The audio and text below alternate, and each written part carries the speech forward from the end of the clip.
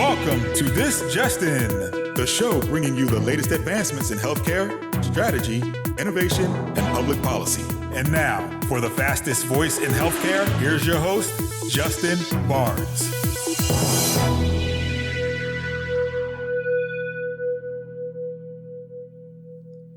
Thank you for tuning in, and welcome to This Just In. I'm your host, Justin Barnes. In these segments, I'll bring you the latest advancements in healthcare, strategy, innovation, and public policy. As always, we're broadcasting from the This Just In studios on the Business Radio X network, as well as the Healthcare Now radio network.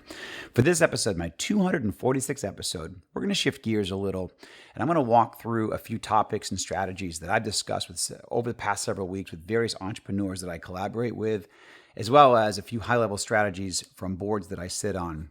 I've really noticed there are consistent themes, and it's just a great opportunity for me to share some of this with you. We'll talk some strategy, we'll talk best practices, and I just love hosting these types of shows every 6 months or so, a few times a year, and highlighting various best practices that I come across that I've been able to learn or been able to share in various meetings and travels. For this episode specifically, though, I'm going to speak on the importance and strategy in regards to embracing consumers in healthcare. I'll also speak to where digital health innovations are going, and which innovations are winning, which innovations are losing steam in the market. I'll even talk about key functionalities and integrations in healthcare today, as well as the importance of customer success and having a focus on that for your organization. And I'll close with a discussion on corporate strategy, which will include human capital and the importance of leadership, teams, and the people within your organization. I'll also cover, hopefully if I have time, some sales and growth best practices, as well as creating a good pricing strategy. And I'll even touch on creating some repeatable processes so you can properly scale your organization while optimizing your corporate value as well as your teams. These are just a lot of things that, again, I come across, sit on various boards, and every company is evolving differently and some more quickly than others. And so there's best practices there. It's also just, having a good baseline to start and then build. And I'm going to touch on that here in a moment as well. But the first topic is on the importance of embracing consumerism in healthcare. This topic has been around for years. I mean, probably even 15 to 17 years or so. We're doing a good job embracing consumerism in large pockets of the market, in certainly some segments. But there's also a lot of strategies that I notice companies aren't understanding how the consumer comes into play and the importance here. And so that's what I want to take a couple minutes and just understand, around consumerism. Obviously, patients are paying more for their healthcare than ever before. Healthcare is mostly more expensive with everybody. Some people have actually reduced their healthcare expenses, which is great. There's a lot of different strategies and plans around that. And I've actually spoken to some of that in my past. But for the most part, Americans are paying more. They're paying more of their healthcare, and their healthcare is more expensive. So they're making different decisions. They're making wiser decisions. They're also expecting an experience. So if you aren't looking at your product, your innovation, your platform, your solution through the lens of how would a patient use it? How does a provider use it? A doctor, care provider, nurse, or just end users, to making sure that user experience is there. But again, making sure you have the lens that you're looking through a consumer, the patient. How is the patient going to use it? What benefit can I bring to the patient? Is it easy to use? This is something, we use Apple examples a lot, but that's certainly one thing they've taught us is certainly consumerism, ease of use, workflow. We're used to so many values from that. A lot of us use these types of devices, these smart devices, and manage a lot of our worlds. And so it's training us on how to be good consumers with technology, with platforms. So patients are really wanting that. And so just to make sure that you're looking out over your platform, your company, and going, hey, what are we doing to optimize the care journey for the patient? What are we doing to optimize that care journey for the provider, the people working inside that practice or inside that hospital or inside that lab? There's a lot of opportunity there just to make sure that you're scaling your business, you're keeping an eye to where healthcare is evolving, why it's evolving. And as I realized over the past couple of weeks, some people are doing this well and some people are not doing this as well.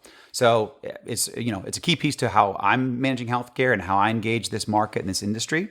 And also just looking out over your platform. One of my most recent guests on the show here spoke about niche products are really starting to going away and over the, really now, but they really started to go away over the past couple, last year. a lot of niche and point products and point solutions were purchased during COVID. But now people are consolidating, we call it collapsing the stack, but really consolidating onto large platforms, really having a lot of key innovations, key technologies integrated into a single platform. So just think about that. Look critically at your organization, say, hey, are we offering the breadth and depth that we need to? Are we looking, on our product roadmap? Are we always adding integrated innovations?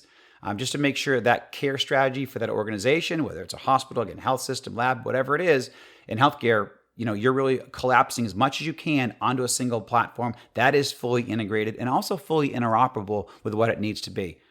Patients don't want to use multiple products. Providers certainly don't want to use multiple products. Organizations don't want to support, 10, 15, 20 different products. So they're trying to collapse as much as they can. All of my current investments in companies that I work with really do offer comprehensive platforms and products and solutions. So it's just something to keep a very close eye on, have deep integration, and again, always working on that workflow, making sure that you're integrated into that care strategy, into that care flow of the practice, of the organization, of the hospital, whatever your end customer is, because you want to collapse as much onto that as possible.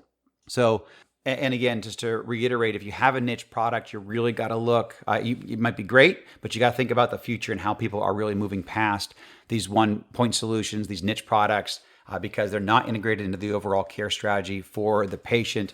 Providers, again, are having to balance between multiple systems, and it's just not going to work. It's not scalable for the company or the health system, the hospital, whatever it is.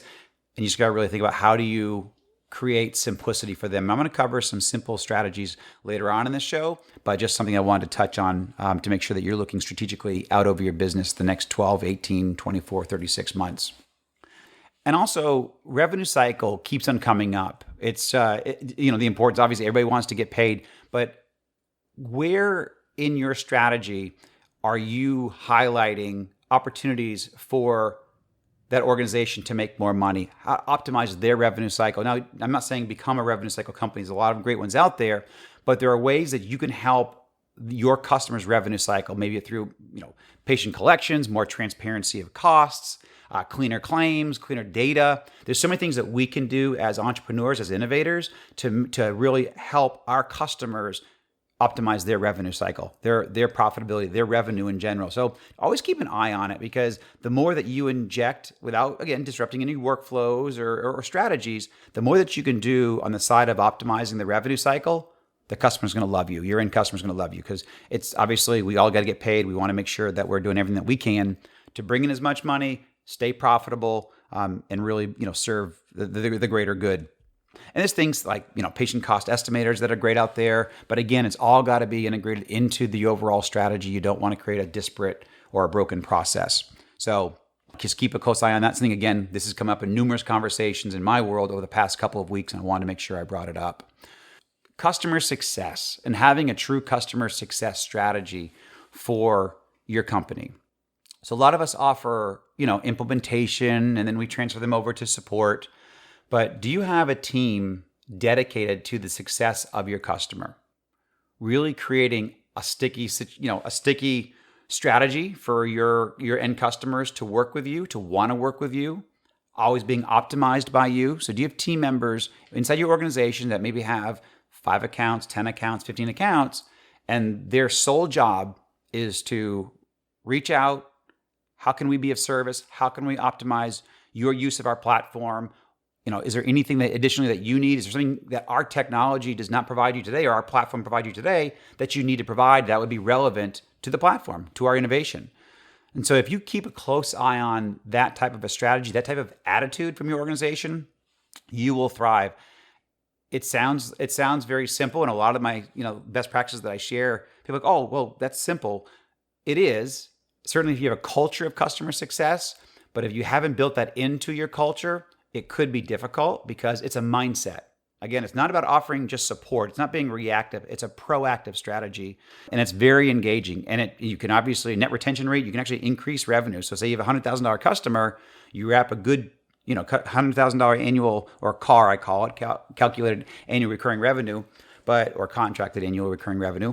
Either way, if you have a $100,000 annual customer now with a customer success strategy wrapped around it, you could elevate them to $110,000, $120,000, $130,000, depending upon your type of product and service and how good your customer success team is. So it can be very beneficial. These teams pay for themselves. These customers are also usually long-term customers that are being serviced well through a customer success strategy. So just think about that. It's a culture change. It's a proactive, not a reactive. You still could have your support departments, and sometimes customer success and support are under the same umbrella. It makes a lot of sense with a lot of organizations.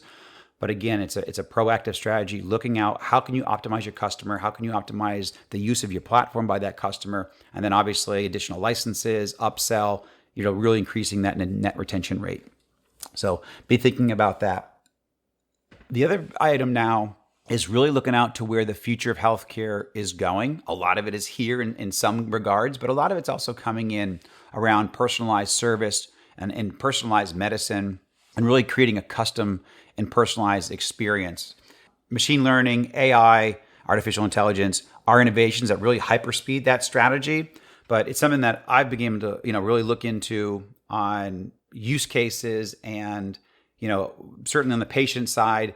Are there different ways, and even the use by our care providers in a lot of different companies, but really looking at, how do we create a personalized experience? Again, that could be for the care provider using the platform, but also on the patient side. You get to personalize medicine, it's a specific strategy, but really there's technologies, workflows, innovations that can help you create a more personalized experience, personalized service. And that is where you create a much stickier platform. Again, the more you customize it around that use case, the more that you custom around that user experience. Again, that could be the patient, that could be the provider, that could be other users of the platform, and it could be all the above. But really look at how can you enhance that user experience. It goes back to make your product very simple to use. And again, I'll cover some of those processes here later on in the show, but really looking out over your platform and looking for those niches, looking for those use cases, because again, it creates a much stickier experience, and therefore, the utilization of your platform should go up, and that net value of that customer should continue to increase. So it's something that I've noticed coming up more and more lately, and I wanted to cover it. So now shifting gears a little bit onto some corporate best practices. And the topic that I like to bring up first is human capital. The reason being is human capital is about our people, and it's our people that build companies. Not products and not boards and not investors, but people. So whether looking out over from a board level or a leadership level, I consistently look out over my companies and my teams and ensure that you guys have the right people in the right place at the right time, with the right strategy. And again, you say, hey, duh, that sounds simple. And of course, we don't tend to do that, or I do in my organizations, but when I first join a board or first join a company to help them out, I say, when's the last time you as a leadership team or as a board took a step back and looked out over your organization and really understood, what you have, where it is, what's its focus. So one of the, best things that I like to do is, number one, certainly with companies that have over 50 employees, is implement a 360 review process on an annual basis. And so, 360 review should be consistent, but at least you want to look in at it critically once a year. But you have a 360 review process where everybody can give transparent and open, honest and candid feedback. So, and when you know that you're being critiqued, you choose your words more carefully, you interact, with a little bit better behavior. I've noticed that in organizations in my past. I thought the 360 review process was the most rewarding and educational corporate experience. So I highly recommend implementing that. But also, that's a fairly involved process. But when you have more than 50 employees, it's really, truly worth it, or some variation of a 360 review process. The other thing that anybody can do, and I also do this with all my organizations, is stack ranking employees on a quarterly or semi-annual basis. This will ensure that you have the right people in the right place and they have what they need to be successful. So just a little background on what stack ranking is. It's looking critically at every team player and assigning a grade such as A through F to them. And quite simply, the Fs, you probably have to move them out of your organization. The Ds, you critically look at and decide if you can make them a C or if they should be moved out of your organization. The C's, you want to put them on a coaching plan and get them up to B's. In the B's, you want to certainly invest in, and if you can make them A's, that's great. That's what you want to do. And then obviously, and very importantly, you want to make sure that your A's, first of all, you identified your A's, your leadership team, and probably even your board knows who your A players are, and that you work on a retention strategy for them. Because employees, again, good employees, certainly A players, are very difficult to come by. I've done so many companies now, and I tend to keep the A players with me no matter what I do.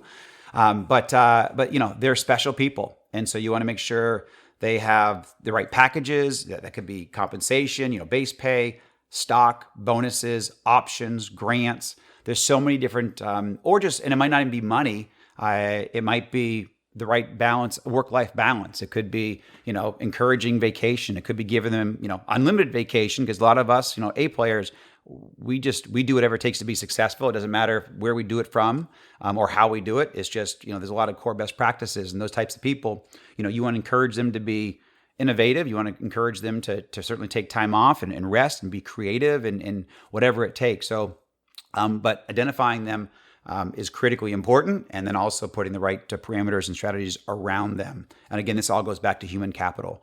But again, stack ranking your employees, coaching everybody up. Again, you want to get the B's to the A's. You want to coach certainly the C's up to B's. And not everybody's going to become an A, and not everybody's going to be a B. You can have certainly some C players. You want a lot of B players, and you certainly want as many A players as you can get. And you want to either get the D's and F's out of the organization or coach them up accordingly on specific plans. Everybody in my organizations have weekly goals, monthly goals, semi-annual goals, and annual goals. Everybody in our organization wide should have goals, and they should all know exactly what those goals are, and we track them. So, and at the end of the day, everybody's much more successful. They feel much more accomplished because they see themselves tackling goals and achieving goals. And also, if they're having other issues in their life, mental health issues, family issues, this is actually a great way to find out what's going on inside their life, because they might start missing some goals. And then you as a leader, you as a coach, you as a manager can step in and say, hey, how are you doing? What can I do for you? And then, I noticed that you're off a little bit.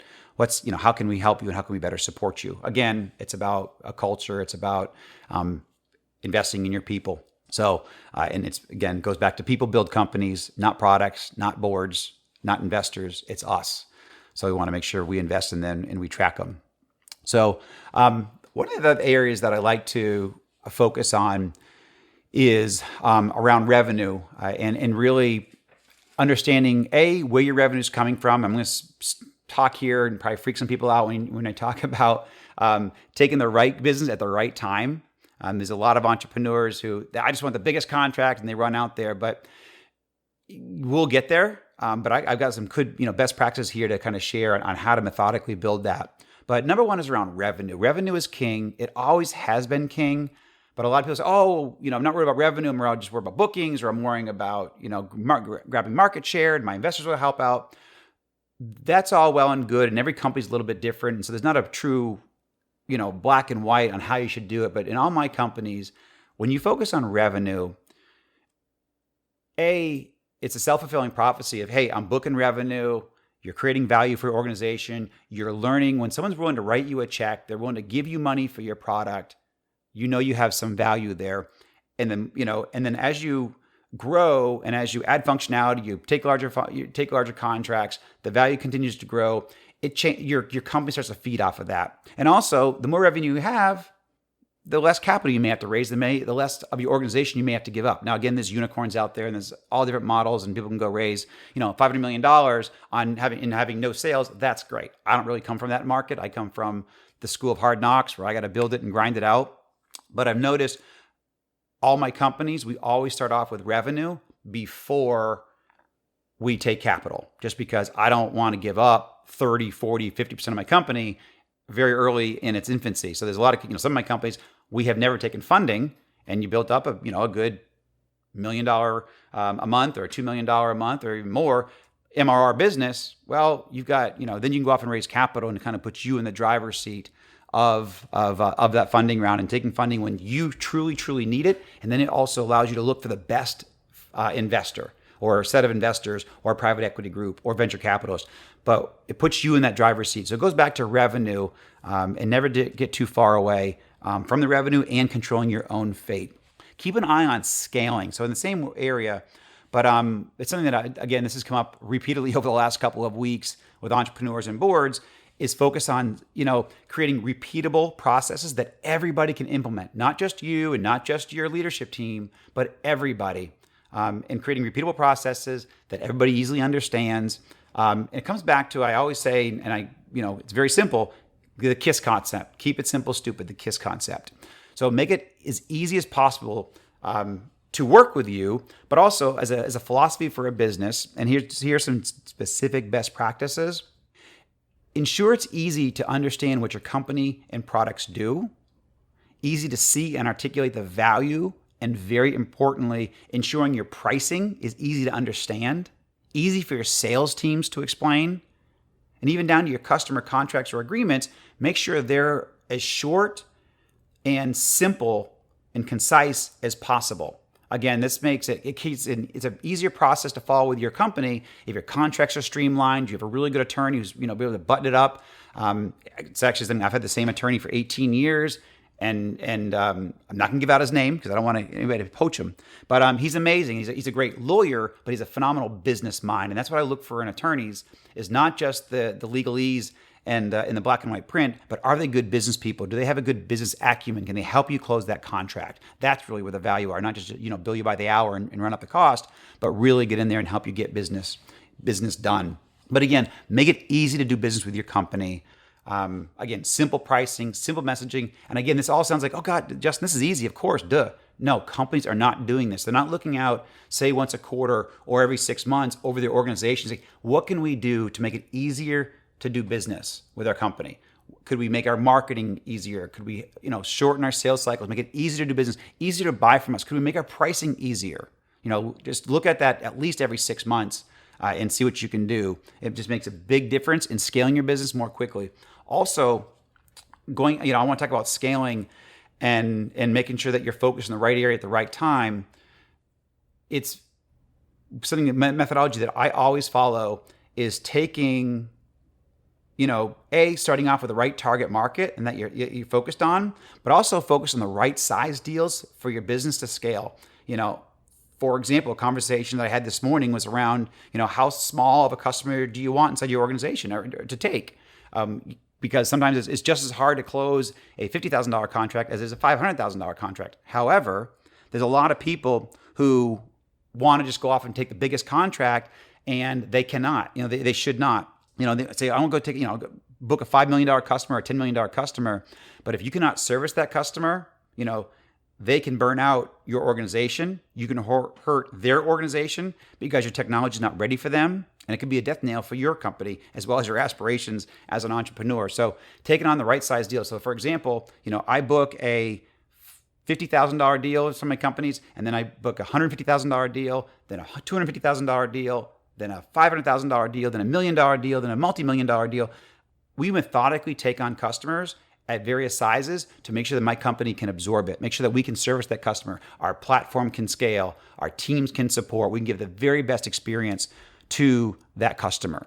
So again, people just run for the fences. There's a lot of companies who have collapsed and gone out of business because they took just a too large of a bite at that apple earlier on. So that's just a real good strategy for scaling, because you got to scale your sales team, you got to scale your support teams, certainly your customer success teams. You got to scale your development teams and functionality, and there's just a lot behind that. So you still don't want to take up too large of a customer early on. And I'm coming towards the end of the show with some of the other best practices, but really that is about pouring the right foundation for your company and your teams. So again, something that I like to make sure that we methodically take on the right size business at the right time. Also a best practice, I've had the same sales coach for 15 years, sales and growth coach. So again, not gonna give out the name. I don't want to have people poach him, and I have him for multiple businesses that I have inside my world. But having somebody always offering best practices to your sales team, it is the vice president's job or your chief revenue officer or your growth officer. But we all get caught in routines And so have somebody from the outside always asking the hard questions, making sure also, that we're also learning always the best practices. Sales evolves. There's a lot of things that change, best practices that evolve, new things that come out. Well, that's what my sales coach does. Make sure that, we know the latest techniques. A lot of them are long time tested, tried and true. We don't get too far away from them. Like Sandler sales techniques are great. Miller Heiman, great sales techniques. However, there's things that we get lazy on and we get repetitive, and we want to make sure that we stay sharp. And that's one thing that a sales coach will always do. So I'm running really low on time now, but I'll probably do another one of these shows highlighting some more best practices. I've got another list. Again, these are just conversations that I've had over the last couple of weeks that have gone very, very well. And I want to make sure that I came, on air today. I had an extra moment and just take a few minutes to share it with all of y'all. So hopefully this was great and helpful to everybody. As always, thank you for joining us, and I appreciate you taking the time out of your busy schedules to listen to our show. You can join us weekdays at 2:30 p.m. Eastern, 11:30 a.m. Pacific here on this station. As always, you can track me on Twitter at HIT Advisor, and you use the hashtag ThisJustinRadio so I can respond to your comments from the show. If you miss any of this episode or want to hear more, all my shows are posted on Apple iTunes, SoundCloud, iHeartRadio, and TuneIn. And also, you can check out some of the updates that we put out on JustinBarnes.com. Thanks, everyone, and stay safe.